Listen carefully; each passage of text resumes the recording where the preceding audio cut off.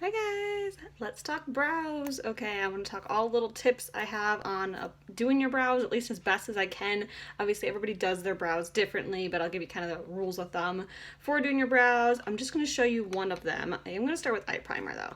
I think that's really key when doing brows is using primer. Normally I put it on my eyes and my brows at the same time, but I'm just going to put a tiny bit. So I literally have nothing on my face besides, like my moisturizer in the morning. No foundation. That's my personal preference. I'm just going to show you one brow, so that's why I'm just putting the primer just on one of my brows right now.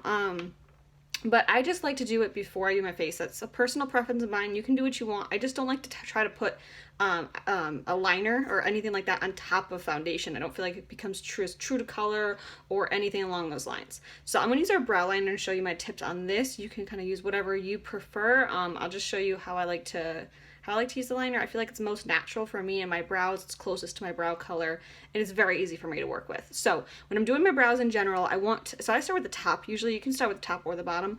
I like to brush them down to start. My brows aren't like crazy long, but then I can still see the top of my line a little bit better. I move the hair out of the way so I can see it best. So I don't start all the way in the inside. I just start about here when I'm doing this, and I do a light motion. You can see where my brow naturally arches. I just kind of accentuate that arch a little bit extra. Since my brows are very thin, very sparse, I kind of go just slightly outside of my brow line, and then I start to bring it down. Also, as a rule of thumb of where your brows should be, not that they have to be, but from your nose to your inner eye up, a straight line is where your brows are supposed to start. It's just a general rule of thumb that most follow, but you can, if your brows naturally come in more or out more, you can do what you want. But and then general rule of thumb is from your nose to your eye, and that's where you end. Have a straight line, and that's where you typically end. So I extend my brow just a little bit. That'll help so you don't end up making your brow like too far. You don't want to end up having a super long brow or something. Unless that's your preference. So I start at the top line. So now I'm going to brush it all up so I can see the bottom line best. I move all the hair out of the way. Now I do start the bottom all the way in the inside. All the way where I want to start. And I do a soft line. I am doing very light pressure. This way the color's not going to be too dark. I'm not wasting brow product. It's going to last me longer by not using it too hard.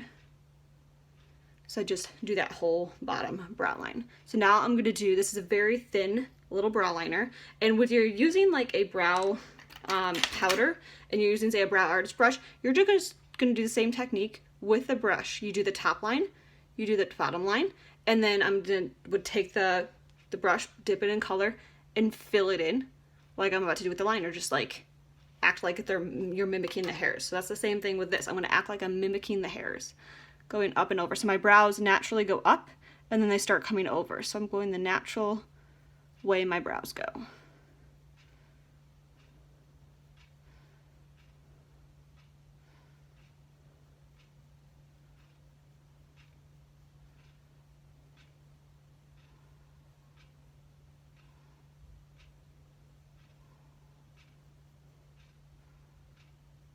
And typically people like the front of their brows a little bit more natural and like, I don't know, more hair-like motions, like if that makes sense, like less defined. There we go, the line. Whereas the end, sometimes people like shape out just a little bit harder, if that makes sense. So then I'm going to take the spoolie end of this and start brushing it out. As I'm brushing it up and over, I can start seeing if I missed any little areas in the middle. I can start seeing, and it's going to kind of soften any harsh lines. I don't want harsh lines. I just want it to be defined without looking like too drawn on, I don't want to look like they're painted on.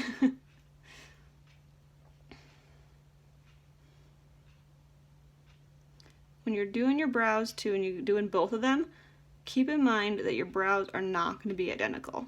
It's very unlikely you're like a unicorn if your brows happen to be the same, and you're lucky, so be appreciative. But most brows aren't exactly identical. Some arch a little bit more on one side versus the other, or one's a little bit thicker in certain areas, or maybe start sooner in some areas. So just keep it as close as you can as possible when you're going back and forth.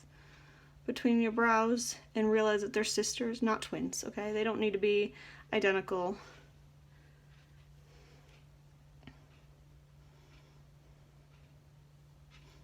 Okay, so I think we got our brows in place. You can see, seriously, such a difference between my brows done, just like I feel like, I mean, obviously I have to get the rest of my face done, but I always like to do my brows first. That's just my personal preference. I feel like it works best on the top of that fresh eye primer with no foundation underneath it. So yeah, a done brow versus not done. For me, you can see such a difference. My brows are super thin. If your brows are not as thin, you can still just define it just to like sharpen any lines, that type of thing. Be proud if you have thicker brows. I'd be jealous. But if you have any questions, definitely comment below. I hope this was helpful. Everybody have a good one. Bye, guys.